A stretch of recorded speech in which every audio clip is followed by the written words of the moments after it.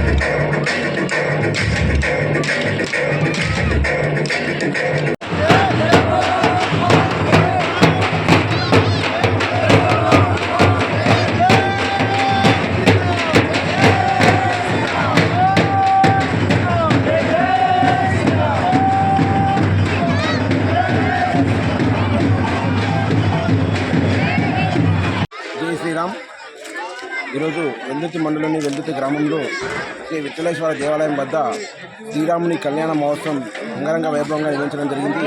అందులో భాగంగా శ్రీరాముని కళ్యాణ మహోత్సవం పొద్దున 11 జరిగింది. తర్వాత అన్నదాన కార్యక్రమం నడిచింది.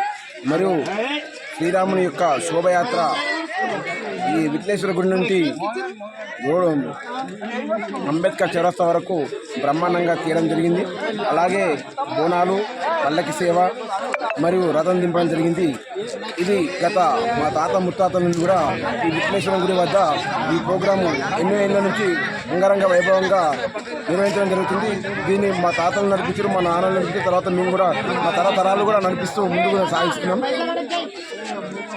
వైభవంగా ఈ ఉత్సవాలు నిర్వహించడం జరుగుతుంది. మరిన్ని అప్డేట్స్ కోసం మా ఛానల్ని సబ్స్క్రైబ్ చేయండి.